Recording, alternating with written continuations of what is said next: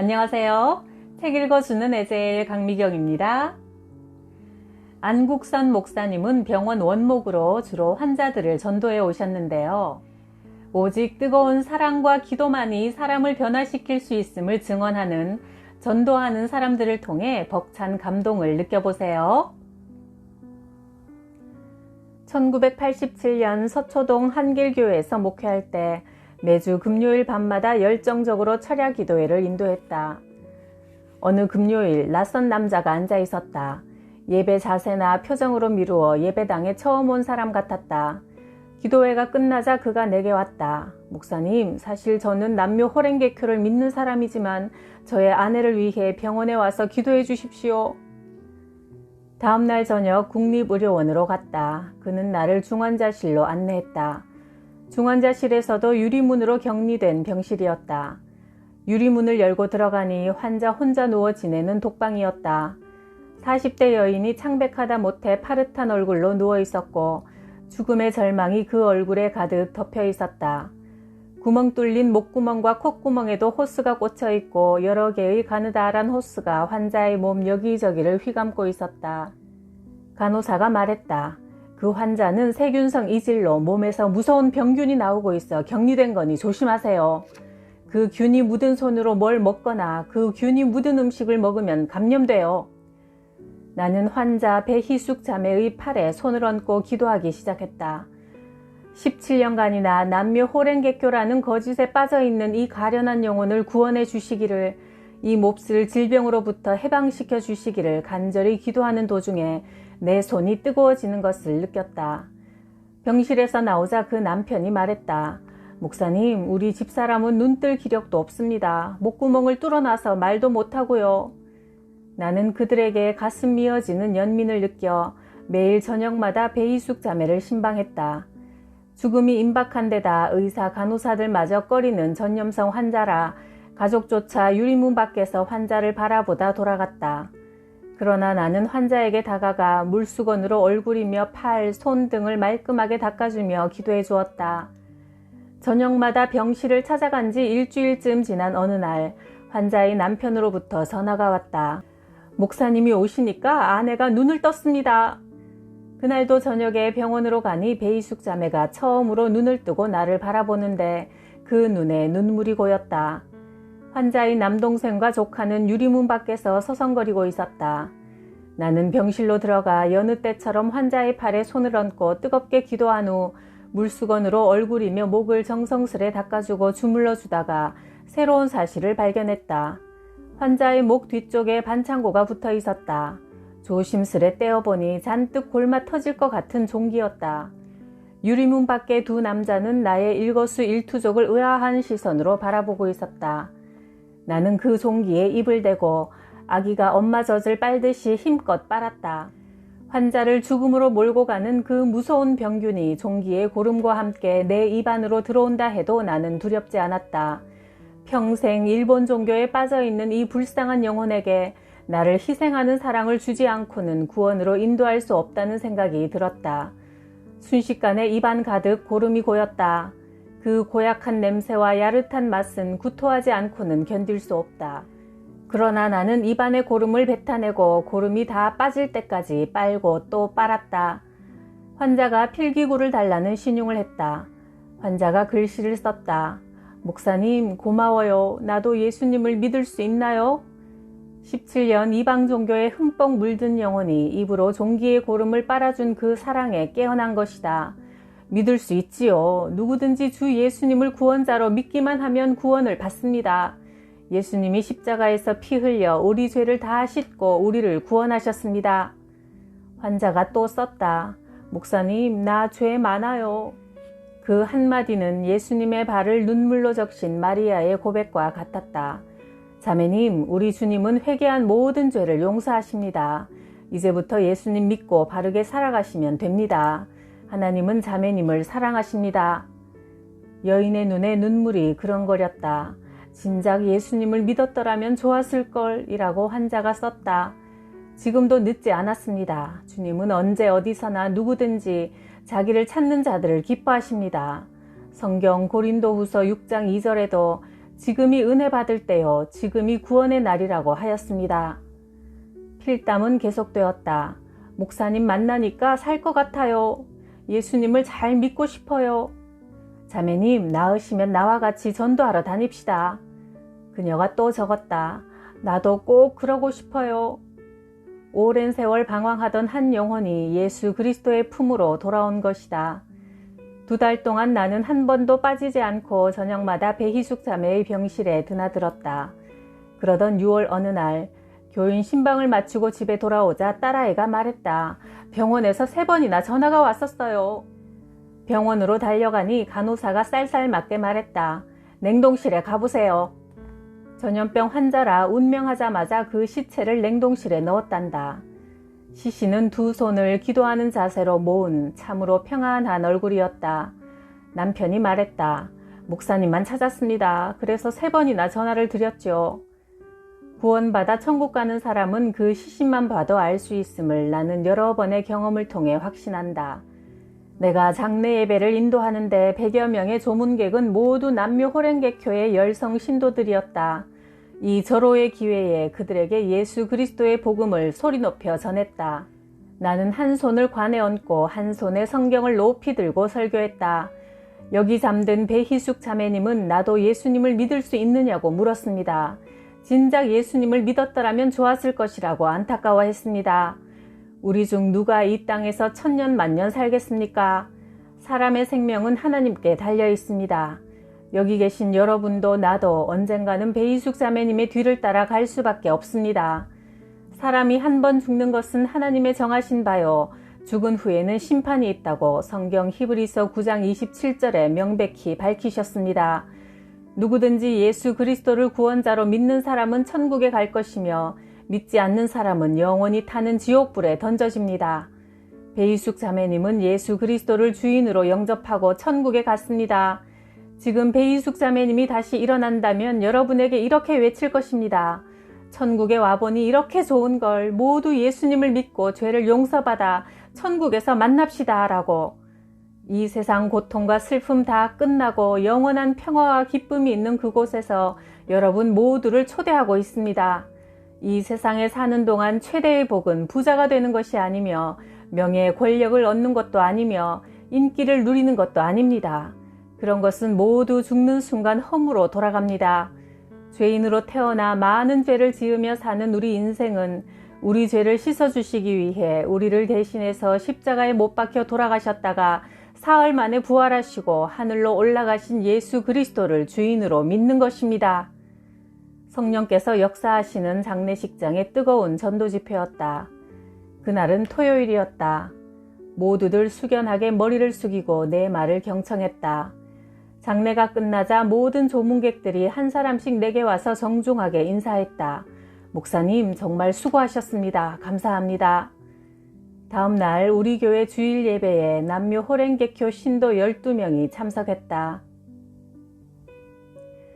1980년 7월 갈멜산 기도원에서 일주일간 연합집회가 열렸다. 강사로 선 나는 매일 맨 앞자리에 앉아서 졸기만 하는 40대 여인에게 관심이 끌렸다. 딸로 보이는 20대 처녀가 옆에 앉아 성경도 찾아주고 손뼉도 치게 하며 신경을 써주었다. 알고 보니 귀머거리의 벙어리였다. 7개월 전 갑작스레 그렇게 되었단다. 어떤 사고나 질병에 의해서가 아니라 어느 날 느닷없이 듣지 못하고 말하지 못하게 된 원인은 없고 증세만 있는 이 여인의 치료에 의사들도 속수무책이라는 것이다. 이 기도원에 들어온 지 3달 됐어요. 딸의 안타까운 호소였다. 그들 모녀는 하나님의 능력과 은혜로 고쳐보려고 기도원에 들어와 3달 동안 매 집회마다 맨 앞자리에 앉아 기도하며 매달리고 있었다. 마가복음 9장에 예수님이 제자들과 함께 가이사랴 빌립보 지방에 가셨을 때 귀머거리에 벙어리 된 아이를 만났다. 예수님이 그 아이를 향해 말씀하셨다. 벙어리 되고 귀먹은 귀신아, 내가 네게 명하노니 그 아이에게서 나오고 다시 들어가지 말라. 그러자 귀신이 소리 지르며 아이에게서 나갔다. 이 여인의 경우도 벙어리 되게 하고 귀먹게 한 귀신을 쫓아내지 않으면 치료는 불가능하다는 확신이 들었다. 한 주간 집회의 마지막 시간이었다. 회장 이재철 목사님이 축도하고 모두 흩어져 각기 집으로 돌아갈 순간 나는 여전히 앞자리에 앉아있는 그 여인과 딸이 너무나 불쌍했다. 나는 다시 마이크를 잡았다. 성도 여러분, 잠깐만 앉아 주십시오. 우리 마지막으로 한 번만 더 합심 기도를 합시다. 석 달 동안이나 기도원 앞자리에 앉아서 기도한 모녀가 있습니다. 귀신에게 눌려 7달 동안 듣지 못하고 말하지 못하는 분입니다. 얼마나 답답하고 고통스럽겠습니까? 우리 떠나기 전에 마지막으로 그분을 위해 한 번만 더 힘을 모아 기도합시다.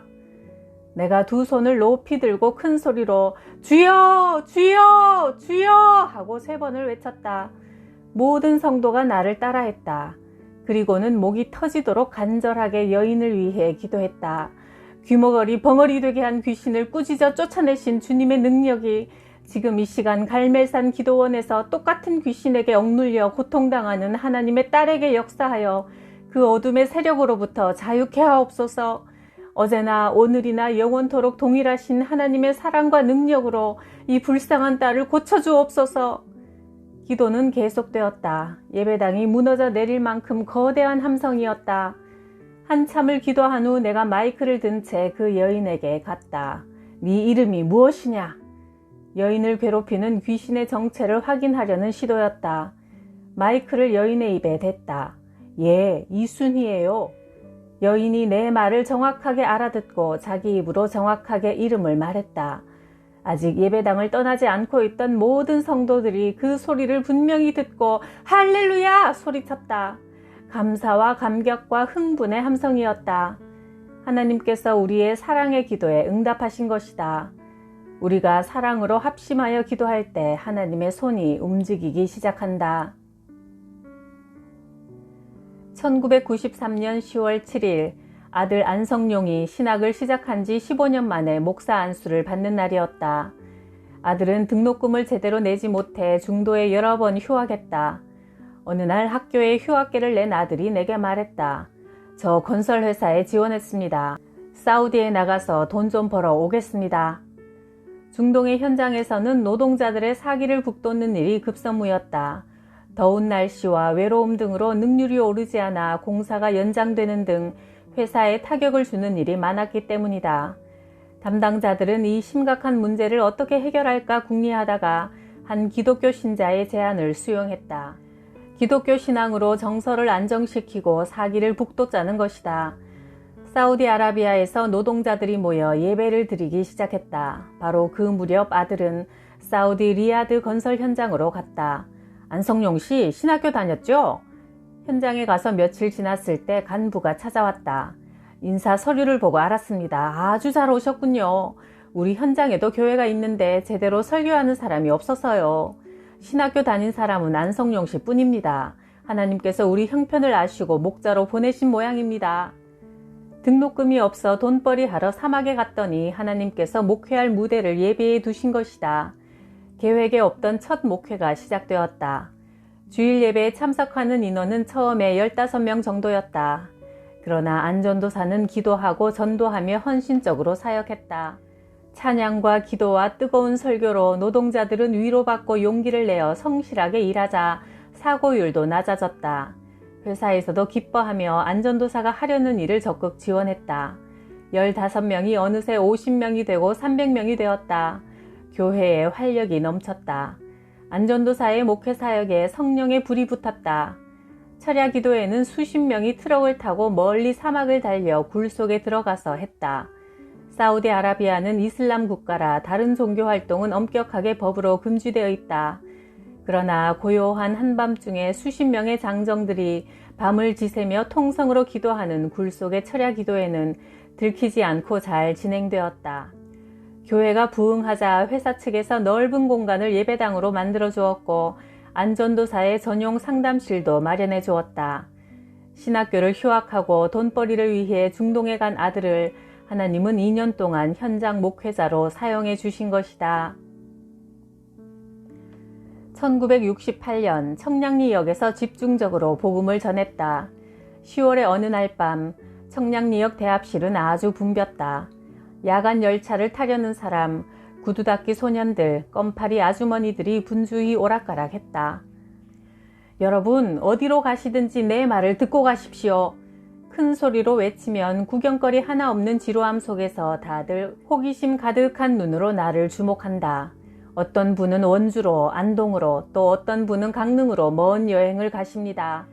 여러분이 청량리에서 어디론가 가듯 우리 인생도 이 세상에 와서 이리저리 방황하다가 저 세상으로 갑니다. 어떤 이는 마귀의 나라 지옥으로 가고 또 어떤 이는 하나님 나라 천국으로 갑니다. 우리가 지옥에 가는 것은 죄 때문입니다. 모든 사람이 죄인입니다.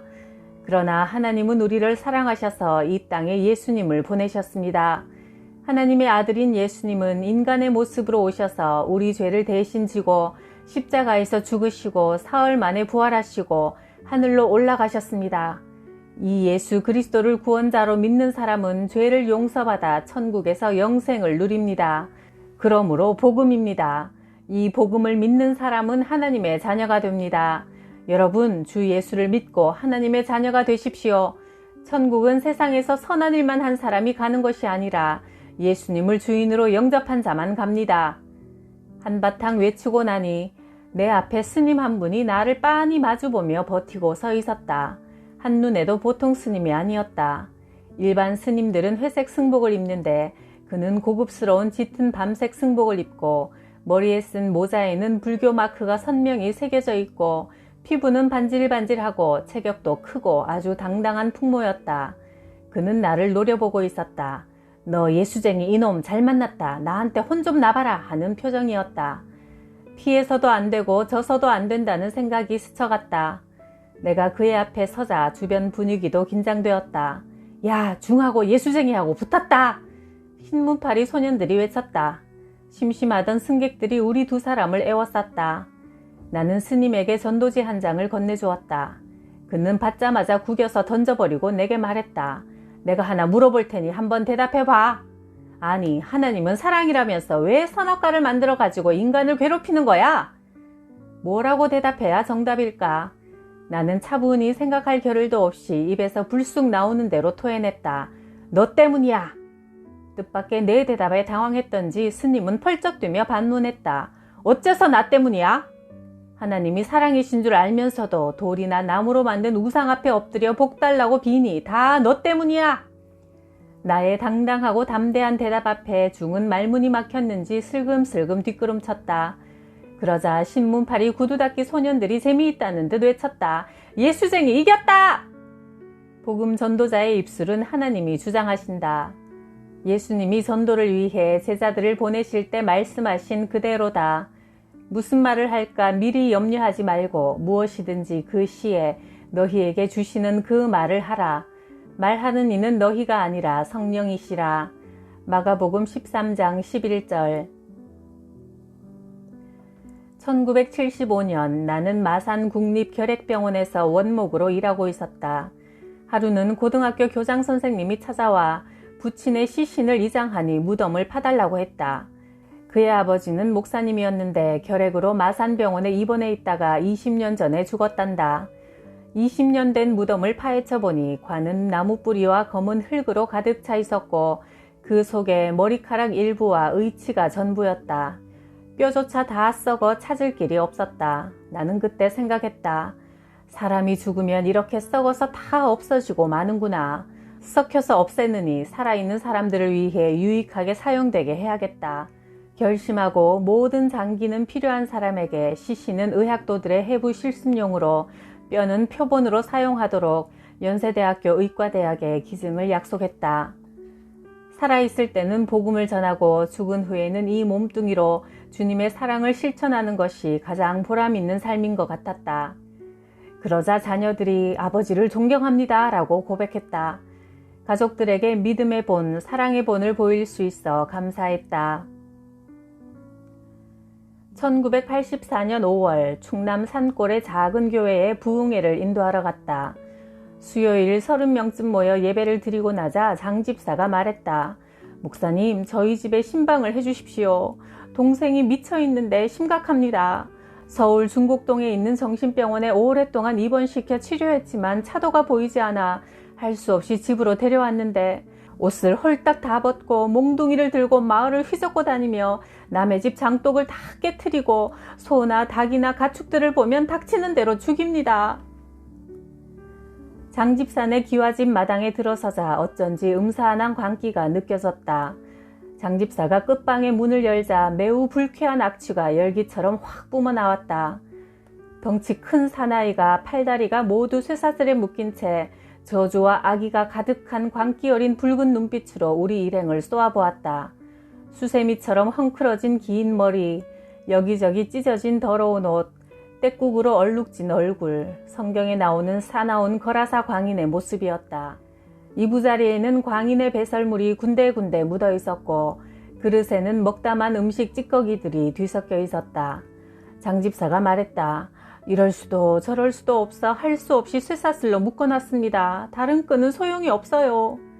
우리 기도합시다. 나는 큰 소리로 기도했다.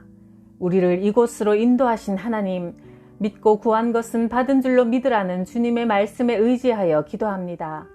귀신에게 고통당하는 저 영혼을 불쌍히 여기사 은총을 베풀어 주옵소서. 그라사의 무덤 사이에 있던 광인도 쇠사슬에 묶여 있었으나 주님은 그 영혼을 불쌍히 여기어 그를 괴롭히던 귀신떼를 꾸짖어 물리치셨습니다. 귀신떼가 그에게서 나와 2,000마리나 되는 돼지에게 들어가 그들이 모두 물에 빠져 죽었습니다. 사랑의 주님, 악한 마귀의 권세에 눌려 고통당하는 저 형제를 불쌍히 여기사 마귀를 물리쳐 주시고 영혼을 구원해 주옵소서. 하나님을 찬양하는 영혼으로 변화시켜 주옵소서. 오늘 거라사의 광인이 쇠사슬에서 노연한 것처럼 저 형제가 쇠사슬에서 해방되게 역사하여 주옵소서. 기도를 마치자 내 마음에 내가 기도한 그대로 된다는 확신이 밀려왔다. 내가 말했다. 쇠사슬을 풀어주세요. 그리고 오늘 저녁 집회에 데리고 오세요. 담임 전도사와 장집사는 비상대책회의를 했다.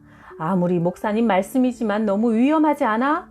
교회에서 난동을 부려 사람이라도 다치면 어떡해? 내가 말했다. 주님의 말씀에 순종하시면 하나님이 책임지실 겁니다. 저녁 집회 시간에 강대상으로 올라가니 쇠사슬에 묶여있던 청년이 앞자리에 얌전히 앉아 있었다. 세수도 하고 머리도 깨끗이 감아서 잘 빗질하고 하얀 와이셔츠를 입은 단정한 모습이었다. 그의 옆자리에는 형인 장집사가 그 뒤로는 건장한 청년들이 둘러앉았다. 광희는 눈을 멀뚱거리며 설교하는 나만 쳐다보았다. 아주 얌전하게 앉아 설교에 귀 기울였다. 집회는 무사히 끝났다. 그는 청년들에게 애워싸여 집으로 돌아갔다. 나는 그를 사랑하는 마음이 솟아올라와 말했다. 장집사님, 내가 오늘 집사님 동생과 한 방에서 자겠습니다. 한편으론 두려움이 스쳐갔다. 저 미친 청년과 한 방에서 자다가 잠든 사이 악한 귀신이 일어나서 내 목을 졸라 죽일지도 몰라.